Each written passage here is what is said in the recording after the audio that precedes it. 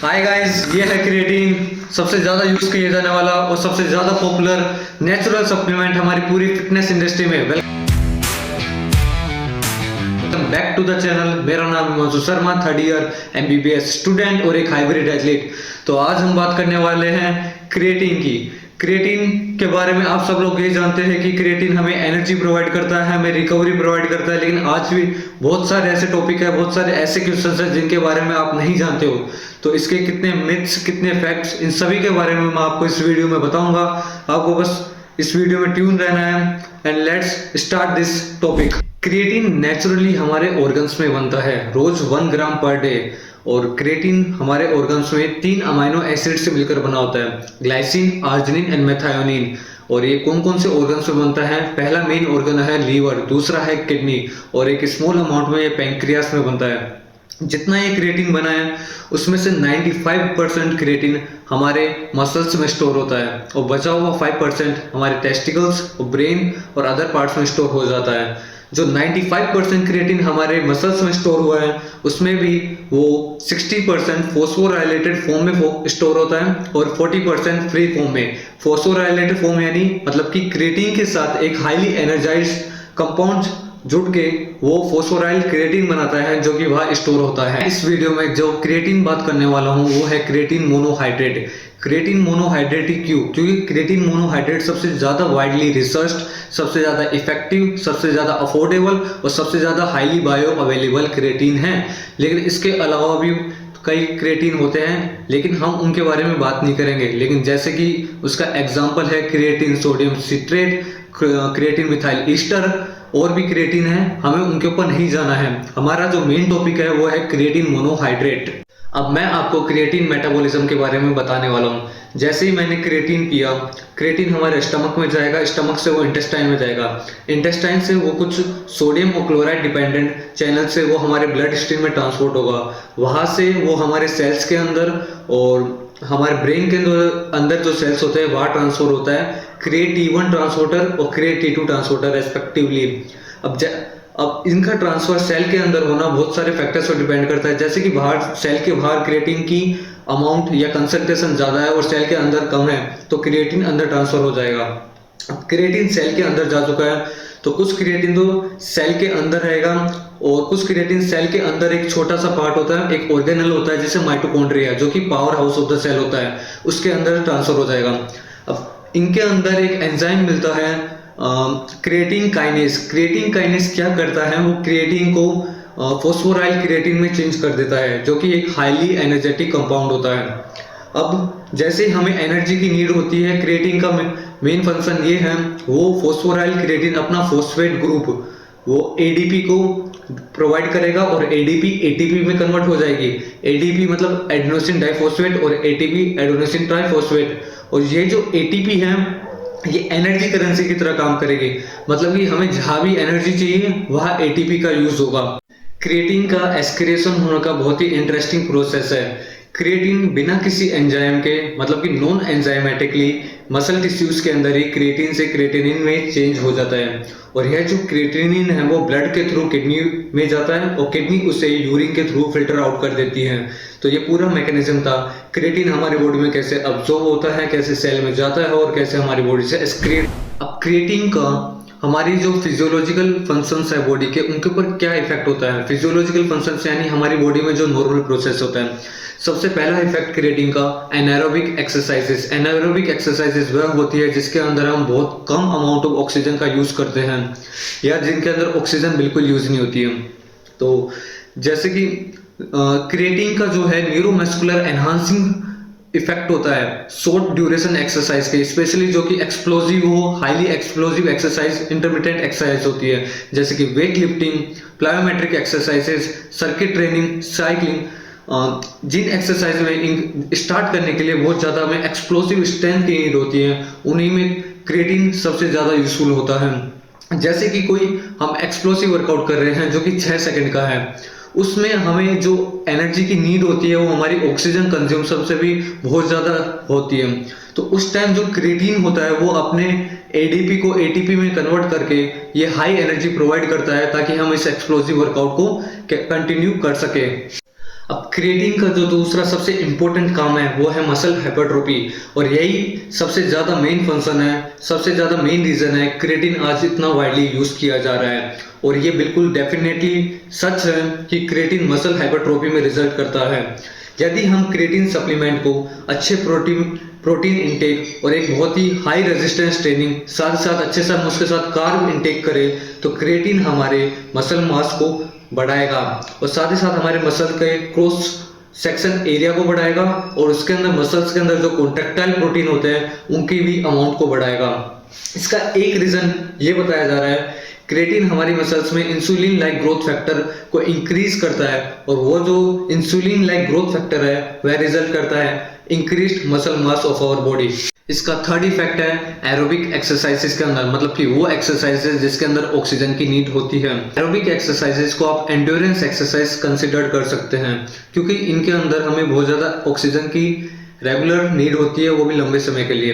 अब क्रिएटिन का जो एनारोबिक एक्सरसाइज में जो मैकेनिज्म था एनर्जी प्रोवाइड करने का वो एरोबिक एक्सरसाइज में इतना ज़्यादा यूजफुल नहीं होता क्योंकि जैसे जैसे टाइम बढ़ता जाता है क्रिएटिन का जो फॉस्फोराइल जो क्रिएटिन का लेवल होता है हमारे मसल्स के अंदर वो कम होता जाता है और एनर्जी उस फॉर्म में वो प्रोवाइड नहीं कर पाता। तो इसका दूसरा तरीका ये था, ये क्रिएटिन हमारी बॉडी के अंदर GLUT4 रिसेप्टर्स को बढ़ा के हमारे मसल्स के अंदर ग्लाइकोजन के लेवल को बढ़ा देता है और जब हम एंड्योरेंस एक्सरसाइज करते हैं तो उस टाइम जो मेन सोर्स होता है एनर्जी का वो होता है ग्लूकोज या फिर फैट।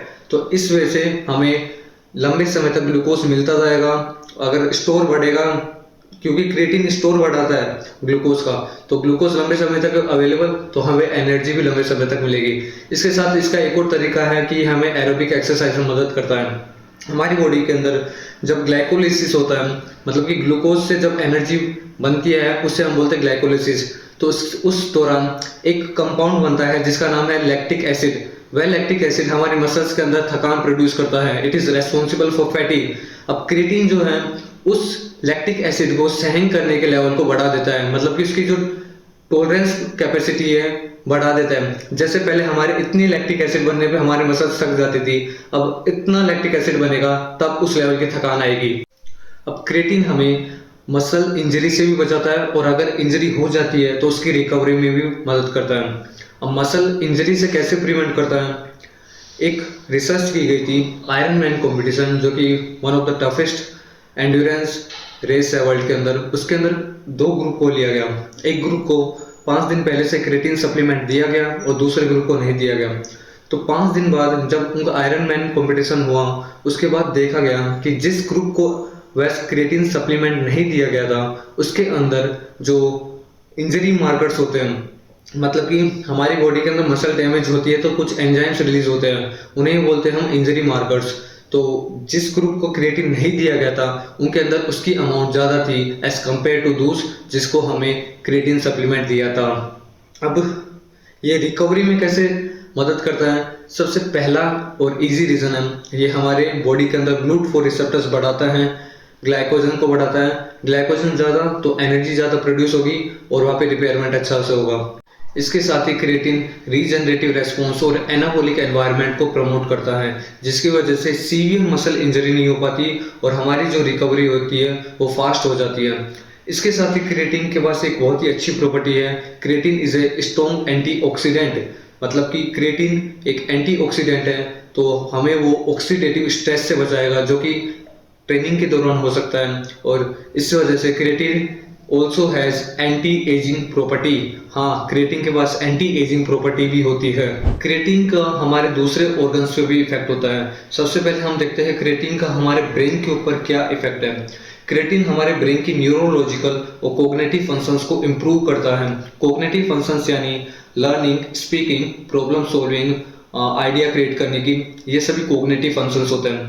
तो देखा गया है रिसर्च के अंदर कि क्रिएटिन हमारी इस कोग्निटिव जो प्रॉपर्टी है उसको इम्प्रूव करता है। जैसे कि बढ़ती एज के साथ या सही से हम सोते नहीं हैं तो कोग्निटिव हमारी जो कोग्निटिव फंक्शन होता है ब्रेन का वो कम होता जाता है। और देखा गया है अगर हम क्रिएटिन सप्लीमेंट करता है तो हमारी ब्रेन की ओवरऑल न्यूरोलॉजिकल और कोग्निटिव प्रॉपर्टी दोनों एनहांस होती है। क्रिएटिन डोजिंग के 2 तरीके होते हैं, पहला है लोडिंग वे और दूसरा है डेली मेंटेनेंस वे। लोडिंग वे के अंदर 2 फेज होते हैं, पहला लोडिंग फेज और दूसरा daily continuation phase. Loading phase के अंदर आपको 5 से 7 दिन के लिए 20 से 25 ग्राम क्रिएटिन रोज लेना है, और इसका एक फॉर्मूला है 0.3 ग्राम ऑफ क्रिएटिन पर kilogram of body weight per day. जैसे कि आप 70 केजी का पर्सन हो तो आपको रोज 21 ग्राम क्रिएटिन लेना पड़ेगा 5 से 7 दिन के लिए। और इसका जो दूसरा फेज है वो है कंटिन्यूएशन फेज, जिसके अंदर आपको 3 से 5 ग्राम क्रिएटिन लेना है।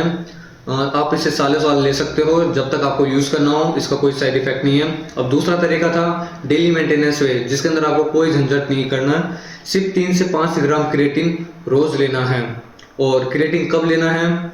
वैसे तो आप दिन में कभी भी ले सकते हो, लेकिन सबसे बेस्ट रिजल्ट देखे गए हैं आपको पोस्ट एक्सरसाइज 3 से 5 ग्राम क्रिएटिन किसी प्रोटीन सोर्स के साथ लेना है, और उसके साथ एक कार्ब सोर्स भी लेना है, जैसे कि कुछ भी कार्ब सोर्स, जैसे कि एक बनाना ले लिया, डेट्स ले लिए, ताकि आपकी बॉडी के अंदर उसका अच्छा एब्जॉर्प्शन हो सके। क्रिएटिन के सोर्सेज के बारे में बताओ तो अगर आप नॉन वेजिटेरियन हो तो आपके पास बहुत सारे ऑप्शंस है। मीट्स और फिशेस के अंदर क्रिएटिन बहुत मिलता है। यदि आप वेजिटेरियन हो तो आपके पास इतने अच्छे सोर्सेज नहीं है, लेकिन यदि आप सोया प्रोडक्ट्स यूज करते हो, जैसे टोफू, सोया चंक्स एक्सेट्रा, या दालें होती है, तो इनके अंदर जो अमाइनो एसिड्स मिलते हैं उन्हीं की मदद से हमारी बॉडी क्रिएटिन बना सकती है। लेकिन मैं आपको सजेस्ट करूंगा, यदि आप एक स्ट्रेंथ ट्रेनिंग करते हो, हाई एंड्योरेंस ट्रेनिंग करते हो तो आप वेजिटेरियन हो, तो मैं आपको हाईली रिकमेंड करूंगा कि आप क्रिएटिन सप्लीमेंट जरूर करें। अब मैं आपसे कुछ मिथ्स के बारे में डिस्कस करने वाला हूँ। पहला जो मिथ है वो है क्रिएटिन के बारे में, वाटर रिटेंशन। ये देखा गया है जो लोग क्रिएटिन लोडिंग करते हैं उनके इनिशियली कुछ दिनों के अंदर मसल्स में वाटर रिटेंट हुआ है। ऐसा क्यों? क्योंकि क्रिएटिन जो है वो हाइग्रोस्कोपिक है नेचर के अंदर, तो जहां क्रिएटिन जाएगा वाटर उसके पीछे जाएगा, और मसल्स के अंदर क्रिएटिन वाटर को रिटेंट करेगा।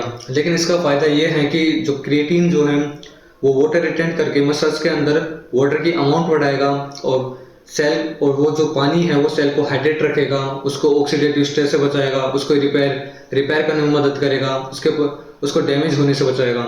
साथ ही साथ वो मसल को फुलनेस देगा, टाइटनेस देगा, तो इसका ये फायदा हुआ। लेकिन कुछ जो वेट रिलेटेड कुछ स्पोर्ट्स है, जैसे कि वेट लिफ्टिंग हुआ, पावर लिफ्टिंग हुआ, बॉडी बिल्डिंग हुआ, तो उनके अंदर अगर हम कुछ दिन पहले क्रिएटिन लोडिंग स्टार्ट करते हैं तो उनके अंदर मसल्स के अंदर वाटर रिटेंशन की वजह से उनका वेट थोड़ा सा अफेक्ट हो सकता है, जिसकी वजह से उन्हें कुछ प्रॉब्लम आ सकती है, तो आपको इसका ध्यान रखना है। लेकिन क्रिएटिन लंबे समय में, जैसे जैसे इनिशियली उसने वाटर रिटेंट किया, लेकिन जैसे जैसे थोड़ा समय बीतेगा, लंबे समय के अंदर क्रिएटिन कोई भी वाटर रिटेंट नहीं करेगा।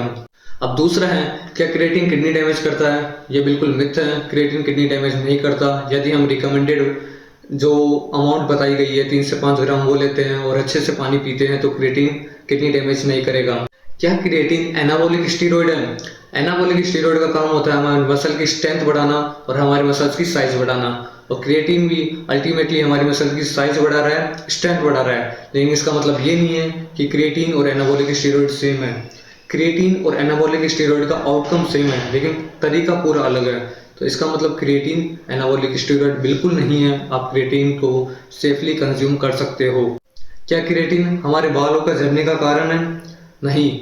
जो बाल झड़ने का जो मेन रीजन होता है वो है DHT, और क्रिएटिन उससे बिल्कुल भी रिलेटेड नहीं है। तो ये पूरी तरह से मिथ है कि creatine is responsible for baldness.